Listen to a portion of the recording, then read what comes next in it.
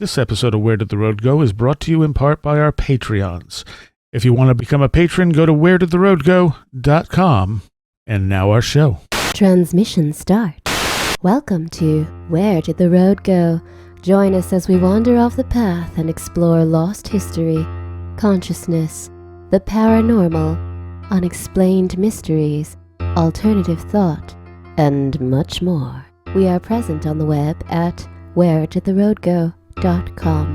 Now here is your host, Soraya.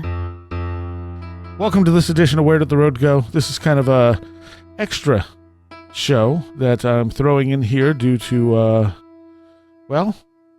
this New York Times article about that so many people are thinking is absolute disclosure. And I'm starting this with Joshua Cutchin, and I'm going to be talking to Greg Bishop as well, and then releasing this tonight. How you doing, Josh? Doing all right. How are you, sir? So after we recorded this weekend show, this Mike posted this to our Slack group, and then I've seen mention of it. It's trending on Facebook. And a lot of people seem to think that this article in the New York Times amounts to disclosure. And first of all, I'd like to say that this show's almost 5 years old, and in that 5-year time period, I've stated many times that the government is still researching UFOs, and they probably don't know much more than we do, but they probably have more data. And that's essentially what this article says. What are your thoughts on it? For me, it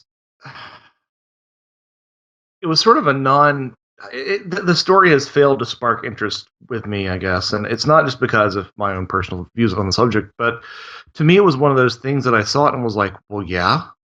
And, if you've been paying any sort of attention, the government has had interest in UFOs and, anomalous phenomena in a long time, regardless of, even if there is literally nothing to UFOs and nothing to psi effects, even if those are demonstrably, objectively false, the government still has expressed a huge interest in these topics.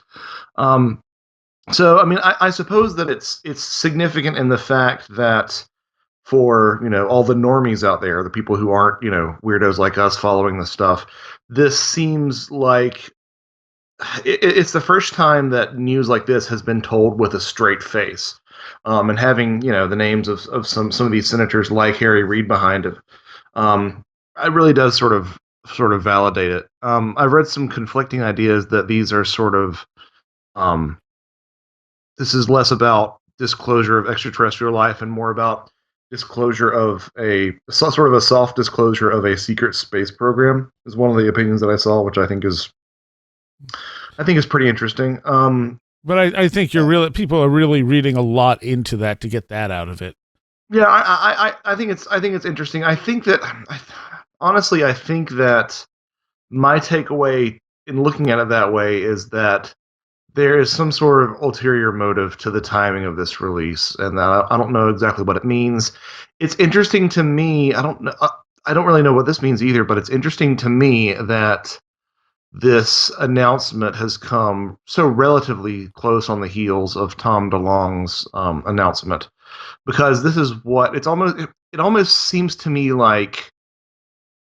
I don't know. It almost seems to me like this is preempting some sort of announcement from the to the Stars Academy of Arts and Sciences camp. Is sort of the way it feels. I don't know to what end, and I'm sure Greg will probably have some more nuanced thoughts on that. But the timing. I mean, this is the sort of reveal that the DeLonge conference should have been. The sort of announcement that should have been, and the sort of results that he's been promising, and it's coming from a completely separate direction than that. So I'm not sure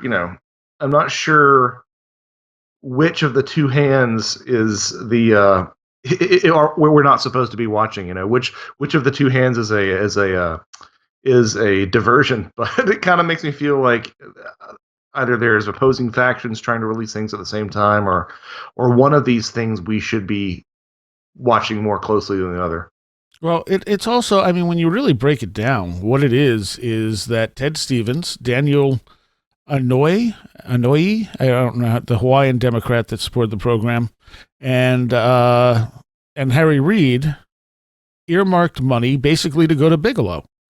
That's essentially what it says, and we've known Bigelow's been into this stuff, and why he needs more money to research it than what he already has is kind of ridiculous.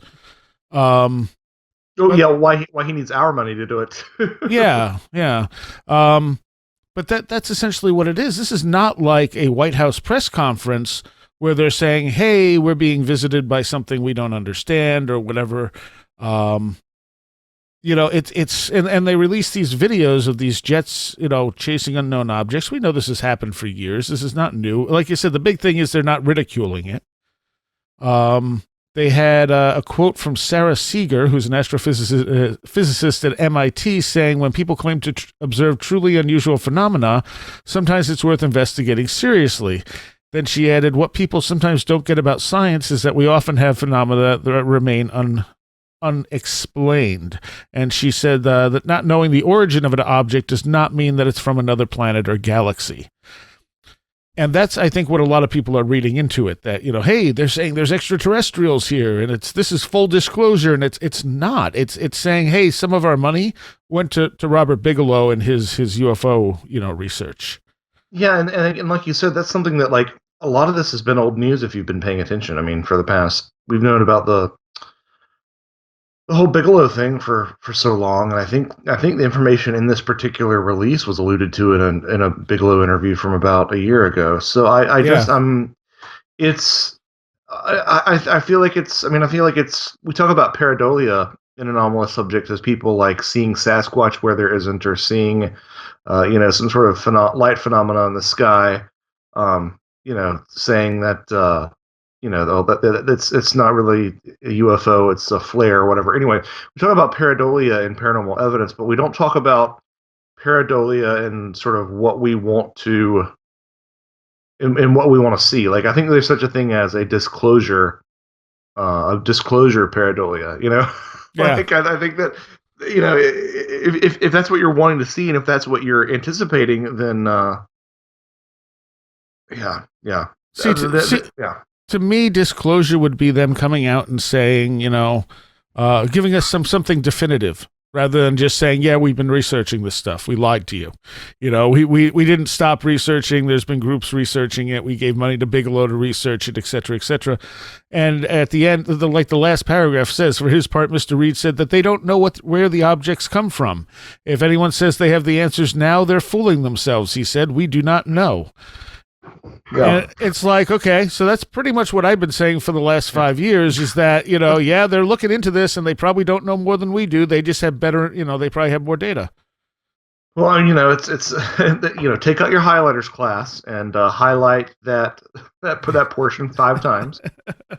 And they talk about, and even in here, they talk about collecting, and Bigelow collecting pieces that have been a part. Where does it say here? I don't want to get it wrong. Under Bigelow's direction, the company modified buildings, and program contractors said they had been recovered from unidentified aerial phenomena, metal alloys, and other materials. Researchers also studied people who said they had experienced physical effects from encounters with the objects and examined them for psychological changes. Now, whether that is leading into the whole military abduction thing, or if that's volunteers, who knows? Because they don't go into detail there. But nor do they say, hey, we have space, we have these ships that we don't know what to do with. They're saying they have storage of metal alloys and other materials they believe have been recovered from unidentified aerial phenomena. It's very carefully worded. Yeah, and I think that's deliberate and intentional as well. I mean, in a lot of ways, this is as deep as my thoughts go on this, because I mean, it's predictable to me. It's been recently established. If you're paying attention, it's definitely something that you would have already intuited, or if not outright learned. And it all still amounts to a lot of sort of non-information that we all are completely aware of, So I don't want to be snide or smug and say that it feels like non-news to me, but it just doesn't.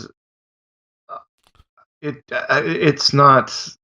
It just doesn't seem to move anything forward in any real sort of way. It's not disclosure. No. I do think if there is a sort of a something that this represents, it represents like we said, sort of the one of the first attempts to actually engage with this subject matter in a straight faced way. Yes, which is good. There's nothing wrong. That's definitely a positive Oh coming yeah, out of it. well, no, we need that. Yeah, I mean, please, yeah, please. But if I look at this, what I learned from this article that I didn't know 3 days ago is that I know that there are 3 senators who earmarked money to go to Bigelow. And we know who they are. 2 of them are dead, and one's retired. So it's not even like they're senators in official positions now. And we don't know anything about the project now because the one guy who claimed to be the head of it, who's now part of the To the Stars Academy, says he quit. And he said, they said they stopped funding it, but it's still there, and he did have a successor. But that doesn't tell us anything about that or who's funding it from this point on, if it's just a Bigelow project or what. So we really didn't learn much more than a few names to connect to it. And as I said, 2 of them are dead and one's retired. Yeah, I mean, yeah, exactly. And I think that regardless of where this story moves forward, you have to wonder, whenever you are dealing with things like this that include governmental involvement in in government interest in these sort of things, you've got to remember there is a true tip of the iceberg phenomena there. In other words, if you're being allowed to see this technology, well, not only is there more advanced technology underneath it, but they also had this 10, 20 years ago. Yeah. So if this information is allowed to get out, and it seems as to some people as revelatory as it is, then imagine what you're not aware of. Yes. Yeah. Imagine the other 9% of this this iceberg. But yeah, it's refreshing to see. It's refreshing to see uh, the taboo sort of being alleviating a bit. Yes. Yeah, that's for sure. And that's, I think, the best we can hope for from this reveal. Right. All right. Well, thank you, Josh, and we're gonna. My pleasure. We're gonna see what I what was able to hop on. We're gonna see what Greg has to say about all of this. Yeah, I'm interested to see his take on it. All right. So now I am talking with Mr. Greg Bishop. How you doing, Greg? I'm doing great. How are you doing, Sarai? All right. So my general opinion, without repeating a lot of the stuff I said with Josh, is that this whole reveal doesn't really tell us anything. I don't feel like this is disclosure. I feel like this is, in the heavy metal world, I would compare it to Rob Halford coming out as gay. People were shocked, and I said, "Really? You were shocked? Like you didn't know?" And that's kind of how this feels. It's like, oh, so the government was giving Bigelow $22 million over a course of a few years to research UFOs. Yeah, okay. And, I don't see what the big disclosure here is. Yeah, I don't. Well, the thing is, it's not disclosure to us, you and I, and people who listen to the show and all this. However, for other people that have been waiting for it, and to a far, far lesser extent, most of the public who are going to forget this happened in a day. Yeah. It is kind of a big deal for them. Ultimately, for me, I'm just like you. I'm not sure how big of a deal it is, except for the fact of the extraterrestrial tech or whatever they want to call it being stored somewhere. That was the weirdest part of the announcement for me. Yes, but it doesn't say tech. It says like pieces of metal. Where is that exactly? Yeah, it does say pieces of metal. And, I don't think they're talking about Roswell. They're talking about other stuff that's been found in other places, supposedly. But I mean, this is all Bigelow. So he's, under Mr. Bigelow's direction, the company modified buildings in Las Vegas for the storage of metal alloys and other materials that Mr. Elizondo and program contractors said had been recovered from unidentified aerial phenomena. That doesn't really say anything. That's not saying we have a craft. That's not saying, That could be slag. You know, Yes. It could be all kinds of different things. It remains to be seen whether that's true or not. Well, the main thing, it's this really strange mindset you have to have. And I'm really relying on it now because I wasn't saying Tom DeLonge is full of crap. What I was doing at first, and it's kind of interesting. I noticed the first thing I noticed I didn't mention DeLonge or To the Stars Academy in that article, or in the second one that had to do with the Navy pilots. The weird thing you have to do is suspend judgment on this stuff, which is why the first thing I said when somebody posted this on Radio Mysterioso page, on the Radio Mysterioso page on Facebook, you know, kind of a look at this. What do you think of this? The first thing in my mind was, don't be very careful when somebody tells you exactly what you want to hear. Yes. And my second thing was, be careful not to read things into what somebody said that weren't there. Mm-hmm. So that's kind of my attitude on it. I was on, I think Gene Steinberg was asking me a few weeks ago when the sometime after the To the Stars thing press conference happened. He said, "What do you think's going on, and what do you think of it?" And the basic thing I said was, and I kept saying to him was, I really don't want to talk about it. I don't want to talk about it. I don't want to give it, I don't know about legitimacy, but it seems to me like what they're trying to do, and I think Robbie Graham made this point at some point here, is that what they're trying to do is pull your attention away from everything else. It's like this giant magnet that just pulls all attention away from every other thing that's going on in the UFO field, because this is the most important thing right now. And just like a UFO sighting, I think that, you know, if I ever have one, Chris O'Brien made this point, and I totally agree with him. If I ever see a UFO, the first thing I'm going to do, if I can possibly do it, is tear my attention away and look behind me. And look to the side, look everywhere but the thing that I should be looking at right at that minute, and see what happens. So my mindset right now is, sure, it's very interesting, but I'd like to see what's happening around it, below it, you know, how people are reacting. George Knapp very nicely wrote a blurb for my book, and I never even realized I did this.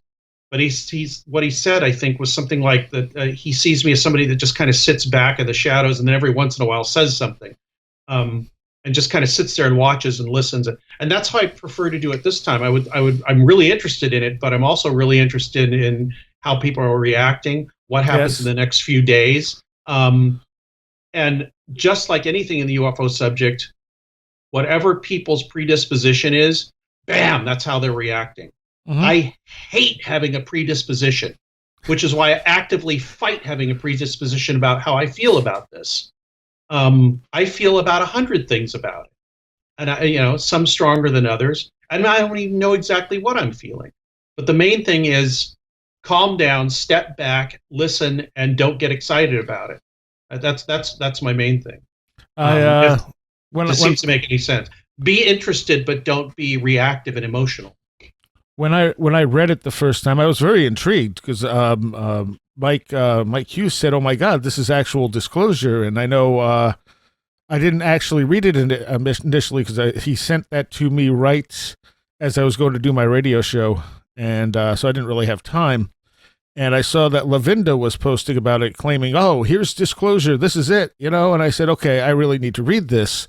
And that was earlier today, and I sat down and read it, and I was just like, "That's it?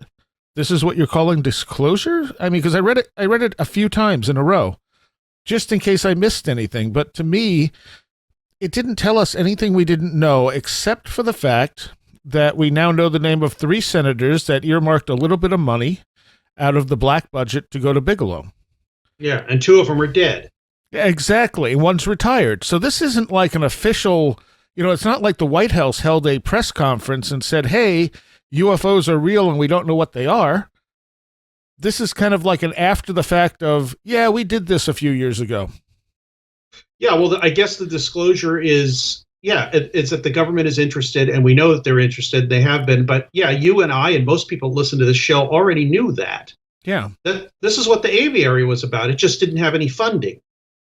It was just a bunch of guys in the government, including some of the people that are involved in it now, like Hal Puthoff, that just said, "Look, we can't find anything out about this subject just by poking here and there. Let's get a group of people together who have different kinds of expertise, different positions in the government, different friends and connections, and see if we can use this network to find out what the hell's going on here."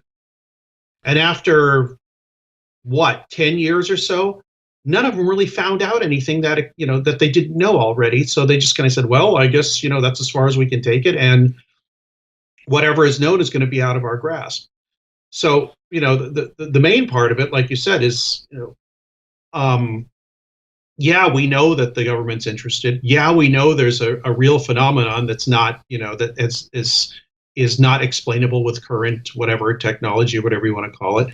You and I and everybody that listens to this show know that. We're pretty sure, or at least pretty sure, that there's something going on that's not human. Past that, I don't say anything. It's like, I think we interact with something that's not us, but right. That's as far as I'm going to take it. I'm not going to say they're coming from other planets or anything like that. And however, I'm not even fully convinced that they're not us on some level. I'm not either.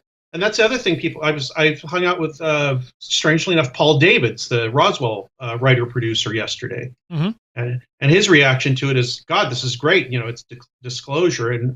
And mine was, I really don't know what to. I told him just what I told you. I really don't want to react to it in that way. I want to react to it and see what's going to happen, and not be emotional, and do my best to have a Zen-like attitude about it, because it is exactly what people that want disclosure, or not exactly, but pretty close to what they've been yelling about and what they want. That bothers me. It seems almost tailor-made for people that are on one frequency about what this thing might be, for them to become very excited, even more focused on that frequency. I'd like to talk to Elizondo and these people, behind the scenes, and say, "Look, I won't repeat anything, but what do you think's going on? What do you think is the source of this?" And I think, I've got a 90% or a higher thing. They're going to say it's aliens from other planets. And I guess they know more than I do, but that's what Bigelow has said. I know, but when Bigelow said that, I was thinking, are you saying that because that's what you paid to have people find out for you? Are you saying that because those are the questions you asked? Because if you ask a question, your questions determine what your answer is going to be. Yeah. So did he say, "I know it's aliens, please go out and prove to me it's aliens"? Okay, we did all this thing, and it looks like it's probably aliens. Great, it's aliens. I spent my money in the right place. I hope it's not that simple, but I'm thinking that's a big part of it. And if you look at the last paragraph, says, for his part, Mr. Reed said he does not know where the objects have come from. If anyone says that they have the answers now, they're fooling themselves. He said, "We do not know." And I'm thinking, well, that's a fairly different tack than, say, Tom DeLonge is saying that we know all this stuff about them and they're going to tell us everything. Yeah, in fact, I don't know why he said that. I would really like to talk to Mr. Reed now after hearing that. I'm sure I can't get any interview with him, and you can't. Right. Almost nobody. Whitley Strieber probably could, but and there's also this undercurrent that you can see of people that are in positions of power, are in positions of technologically advanced research, who do believe in the ETH and do believe that they can get something out of this that will give them an advantage over other companies, other countries, all this. And I think that's a real basic part. And they've said this too. To the Stars haven't made any secret about it. It's something they say that that's what they're doing with this technology. Now, when they tell us that, I don't know how much truth there is to it. Yeah.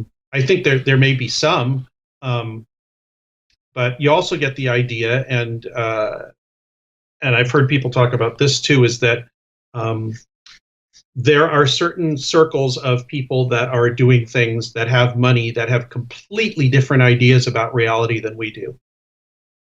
And True. and it seems to work for them. Well, yeah. Hmm.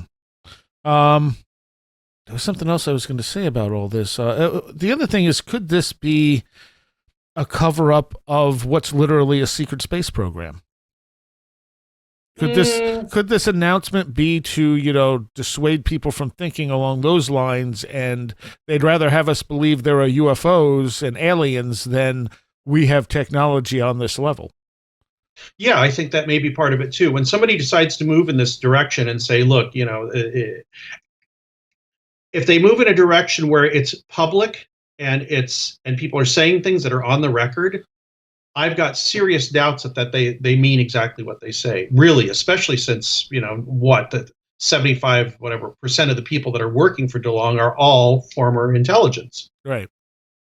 And that's just the way I look at things. That's my blind spot, because on Project Beta, none of that stuff had anything to do with UFOs. It was just that was just a little teensy tiny part of it, and all the UFO stuff was done was to misdirect people and keep them away from secrets and looking at UFOs and away from black projects and technology. And anybody that did get interested in it and started reporting UFOs that looked a certain way or were reported it to be a certain way, they could trace them by the kind of rumors that were spread and who, we start this rumor with this person. Okay, this person now says that this person comes out in this newsletter. Okay, we know who knows each other and where that information is going. And I think some of that still may be operative now. And just instead of involving, 2 or 3 UFO researchers like Bill Moore and probably a couple other people he never wanted to name, which I'm sure had the same deal as he did. Now it's a little more public. It's something that can be used as a template for planting other ideas and stories and all that, because people have a certain belief system about it now, or at least certain people, like people in the UFO community. In 5 minutes, Alejandro Rojas is going to speak to George Knapp on Coast to Coast about this. Okay. Well, I also in the New York Times article, I also found it interesting that they did include a couple of people who were very skeptical. One being the astrophysicist. Let me see if I can find her quote. But she basically said, just because we don't know what it is doesn't mean it's extraterrestrial. And there are plenty of unknowns in science. It was a very good, well thought out statement, and now I can't find it.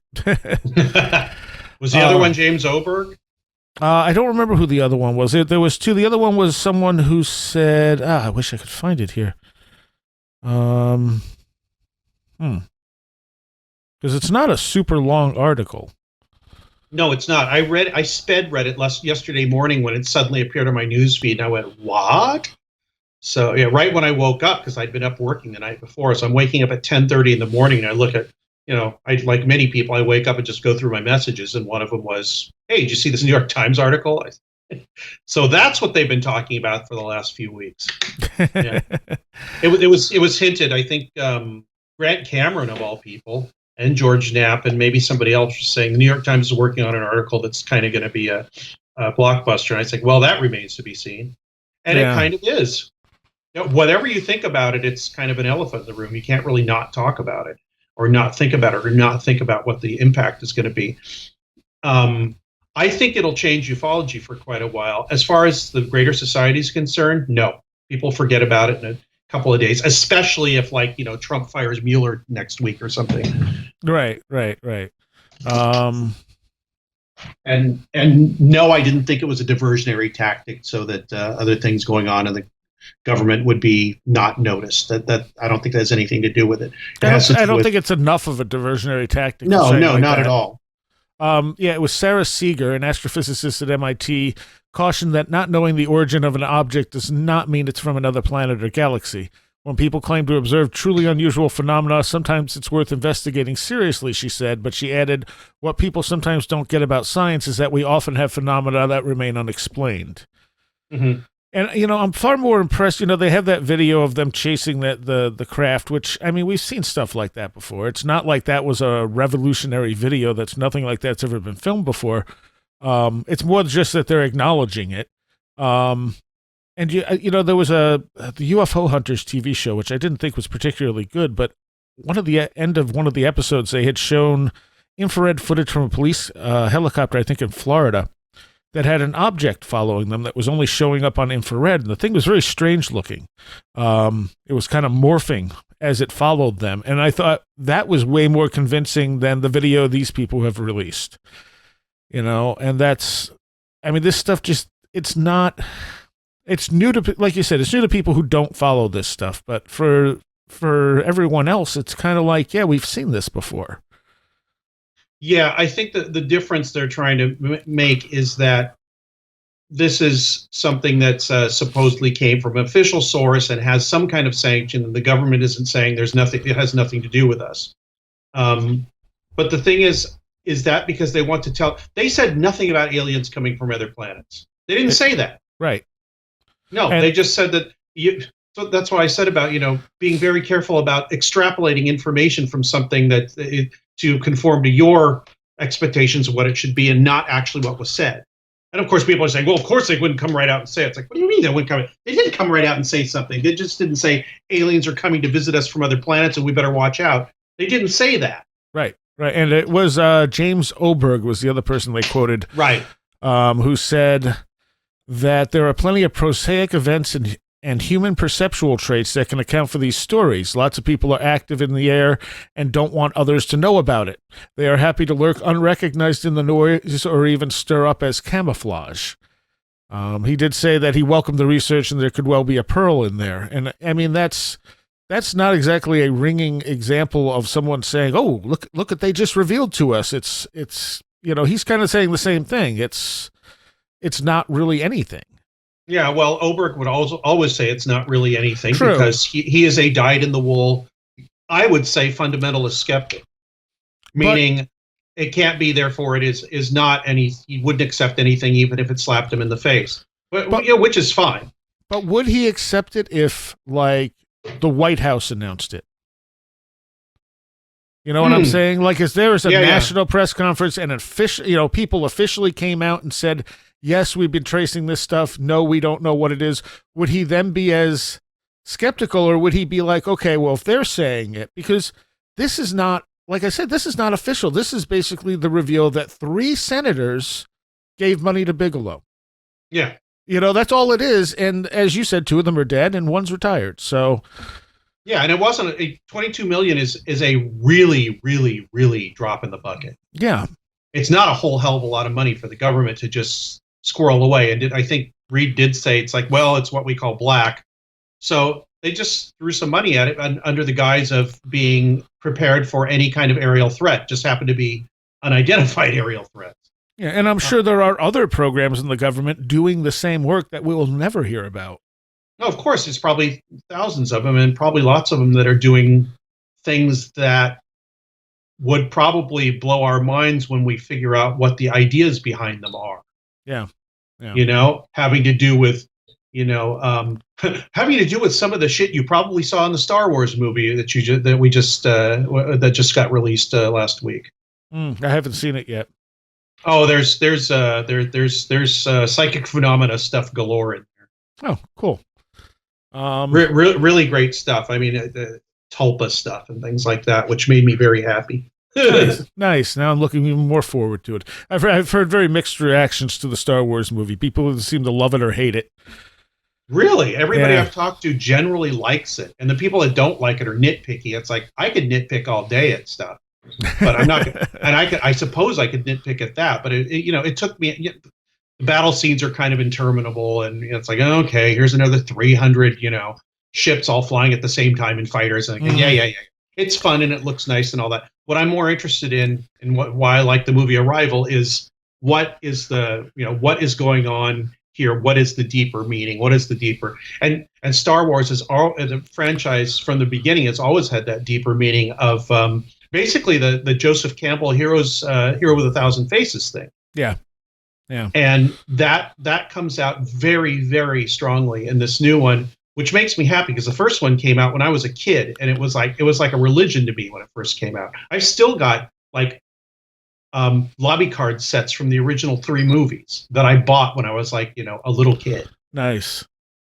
So seeing these characters like Mark Hamill still and Carrie Fisher, even though she died, and C-3PO's in all of them. He shows up a little bit here and there. But seeing these things, it's like, oh, here's my friends from when I was a little kid. So it affects me very deeply. I mean, I suppose it's designed to do that. Yeah. But the funny thing is, it wasn't obviously manipulative in the way that some of the other films or most films are emotionally manipulative, like with a sledgehammer. It's emotionally manipulative in very subtle ways, at least to me, and I really enjoyed it. Cool. Yeah, I plan on seeing it soon. I'm just waiting for the crowds to die down a little. I did ask Red Pill what his thoughts on it, and he said, he said it was chump change in the black budget money. It seems most of it went to Bigelow. He was very interested in the metal alloys and other materials as well, but because he said that Valet's current focus is investigating UFO metal debris, and we know he's worked with Bigelow in the past, so he's wondering if there was a connection there with Valet being involved in the Pentagon program, but he said he doesn't think he's connected to the Stars stuff. And I don't really know how much this, do you think this release was connected to the Stars? I mean, Red Pill points out there's zero mention of DeLong in that article. Oh yeah, I don't think it was connected to it because the main person in it, Hector Elizondo, is that his name? Yeah, he was one of the main subjects of the article. Right. Okay. So it was part of their effort. I don't know how DeLong feels about not being mentioned in the article, not having To the Stars mentioned. I have no idea. But at the same time, like, was this something that when the To the Stars thing came out, the New York Times said, well, let's look into this, and then we're able to uncover stuff? Or do you think To the Stars had a hand in handing it over to the New York Times? Well, if they didn't, at least the people that are involved with them did. I think there's a very definite connection between that group and what happened with the New York Times. And I don't know how well they know Leslie Kean, but her byline is on that article. Okay. And who's Leslie Kean? She is the one that wrote, she had a big UFO government book, and then she just recently wrote one on life after death. She's basically kind of known as a UFO journalist. Oh, okay. She supported very heavily the Chilean UFO video thing until it was found out that it was airplane. So she backed off of that very quickly and then moved on, and now she's involved with, I don't know how well she's involved with helping DeLong, but she is very much interested in the subject. Well, I guess we will see in the coming weeks if this, has any legs under it. If this is all we're going to get, they made an acknowledgement and that'll be it. Or if there's something else coming. But I mean, literally, they said we don't know anything. Who said? Reed at the end. Oh yeah. Well, I don't know. I mean, whatever he found out or whatever they found out was, I'd agree with him. We really don't know what's going on. We really don't know what the source of this is. We just know there is some source, and we know that weird stuff does happen. We just want to kind of try and get to the bottom of it. I don't know how much to the bottom of it they got. Certainly, they gave money to and talked to Bigelow and all that. And the funny thing is, Bigelow comes right out and says, yeah, I believe there's aliens here and that they've interacted with us, and I really don't care what people think when I say that. And then, of course, Reed, who's his buddy, comes out and says, we really don't know what it is. The other interesting thing is, I mean, with Bigelow and the whole Skinwalker Ranch, if the stuff at the Skinwalker Ranch book is even remotely true, you would think, why is he connecting that to aliens? Because none of that seemed like alien intervention. That seemed like something much, much weirder. Yeah, it's funny. I can't remember who said it, who told me this, but it was Jeff Ritzman. He said that he asked John Alexander, who was one of the staffers there at Skinwalker and was involved in the project.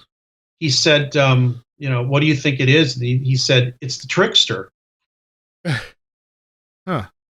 He said I believe it's Jeff. I hope I'm not quoting him out of context or wrongly, but he said that Alexander told him the only thing that we could figure out is it's the trickster. It's a heavy trickster element. But you have to remember that people will bring to the subject and to their study of it their preconceptions and their ideas and their worldview. True. So, True. maybe, you talk to somebody else that was involved down there. I can't remember who, Colm Kelleher or something. Maybe he'd say something different. They give the example. I think Erica Lukes told me about this, or maybe Alexander. I can't remember. But that they had and Jeff, I think, as well talked about. I think Jeff and I were on our show and we talked about this. They had a camera pointing at a field to try and catch like a cattle mutilation or something going on. 2 or 3 cameras, and all the cameras they came out one morning or one night, I can't remember, and all the cameras had been all the wires, I think, had been taken off the pole, and the cameras were gone. And there was no sign of anybody being around or climbing up the pole. And they were all taped down with duct tape that had been out in the sun forever. So it was all sticky and gooey. And the tape was gone. It was just kind of cleanly just gone in one night with no trace. And the cameras did not pick up. The cameras could see each other, and the cameras picked up nothing. They didn't even pick up the other cameras disappearing. Wow. So, what the hell do you make of that? You say it's aliens, but it's far, far, far more subtle and complicated than that, I think. And it's certainly a possibility, but it seems like a strange thing for aliens to do, Yeah, I think that it's people conflate one idea with the other because it seems to make sense to them, and that's what I'm trying not to do right now is conflate ideas and make assumptions. And it's why I've stopped saying I've kind of tried to stop saying aliens and UFOs and all that. I try to get my mind not to think in that way, and not to think in a different way, but to think in no way. You know what I mean? Neutral. Take in the information, but do not start creating narratives out of it. What I like about this article is that it doesn't at any point state that that's extraterrestrial or whatever. And like I said, it does end on the statement of we don't know what this is, and if anyone says they have the answers now, they're fooling themselves. Yeah, that's a really interesting place for it to end, especially with DeLong being out there saying I have the answers. Yeah, and it's aliens. Yeah. So I've got this idea that these guys really wanted to continue whatever they were doing. Who knows what it is, either within or without outside of the government. And he kind of, to my mind, he threw them like a financial lifeline. Yeah. And kind of said, look, if you guys want to keep doing this, and they came out and recruited him. He totally 100% admits that he was approached. Who knows who else was approached, but he became the one that was listening to them, would cooperate with them, not bring his own agenda into it, at least in a way that would change what they wanted to do. And like I said, threw them a little financial lifeline so they could kind of get this study and their interests funded, because it wasn't coming from or going to Bigelow anymore. So they've stepped over in this direction. I could be totally wrong, but that's kind of how it looks to be. And looking through some of the comments on the article, I mean, there's like 1,500 comments on this article in the New York Times. It seems a lot of people are way more down to earth about this. I mean, some people dismissing it, some people being like, well, that money could have gone to help, to health care and stuff like this. But it's, like this guy says, this woman says the public deserves to know what their tax money is paying for, I suppose, but most of their tax money is not going to UFO study. No, well, that's true, but still, I mean, just in general, I think. I think a half of a 0.0001 of a cent of my taxes has gone to UFO research, which is fine by me. But it seems like the general feeling, the general reaction to this article is that people are not. They're not going, in the UFO disclosure community, people are freaking out, but it seems like the general public's kind of like, what is this crap? Yeah, I think you're right. Like I said, I think people probably either forget about it quickly or already have. It's just kind of like, oh, that's interesting. Yeah, But people that are into it, yeah, they're pooping their pants. I think for people to seriously take this really seriously, it would have to come like from the White House or something. It would have to be an official, Right. release, not, oh, by the way, here's this New York Times articles about these people who did this stuff a few years ago, And Yeah, they don't have anything to show us, I guess is kind of it too, No, not really. The most important part of the thing to me was what's this artifact thing? Yeah. That really kind of intrigues me. But what is this artifact thing? Why do they think they're artifacts? What is the provenance of these artifacts? What are they doing with them? What do they hope to find out with them? And the other thing is they said they tested people who have come in contact with some of these things. And I'm thinking, okay, could you go into a little bit of that? Like, did they volunteer to be tested? Did you abduct them? Did you, like, what is that? That's because that was also very vague. Mm-hmm. And we know plenty of people have reported military abductions where they've been taken by people, even Strieber said, he had people where he thought people were coming onto his property and he didn't think this was the visitors. Yeah. Oh, no, plenty of people said that MyLabs thing has been around since the early to mid 90s. Yeah. So, I mean, is that part of it? Or are they talking about something else entirely? Because it's such a vague little mention along with the metal alloys and other things. Well, I think part of it might have been, one, they just asked people to come in and maybe paid them. And two, might be part of that, what was it, John Carpenter thing where he sold a whole bunch of those abductee things to Bigelow from that big scandal. That might be part of it too. It doesn't involve people coming in and being questioned, but I think that became part of his database because they were trying to correlate that information into, something useful for them, something that they could use. And I guess using that information and looking at it the way they did, Bigelow found out what he wanted to find out and confirmed what he wanted to confirm.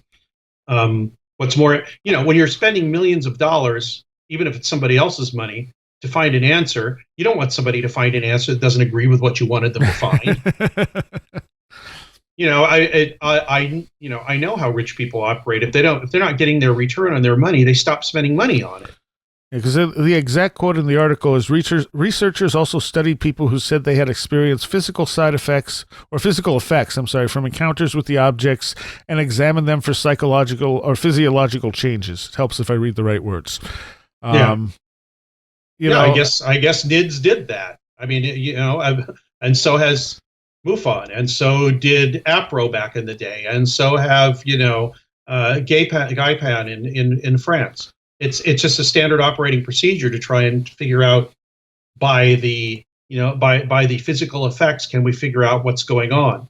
I think that they assume something really is going on that's anomalous, and I totally agree with them. But they're trying to find out if they can find anything about what caused them by looking at the effects. Yeah, which is totally logical. I mean, like you said at the beginning of the show, this is not news to any of us or anybody listening to the show. It's just kind of a wait and see. And my wait and see is, how is this going to affect the UFO research community and pull it away from more broad-based research and where people are independent, which I think is the most important thing. Not everybody working on this. When everybody's directed to the same thing, I think that really hinders research in ufology because it is not all the same thing. I'm almost 100% convinced of that. That's why I made those T-shirts that say "mimic the obliqueness of the subject." Now, your next show, I know you don't want to talk about who's on it. When is that going to be out? Most likely Wednesday or Thursday of this week. Okay, and that is somewhat related to this? It is, yes. There about 30% of the show is related to what we talked about here. Okay. With somebody that knows some of these people and has interacted with them. And, we both had our speculations about what might be going on, which aren't too far off what we've been talking about here. All right. So that'll be Radio Mysterioso later this week? Yes.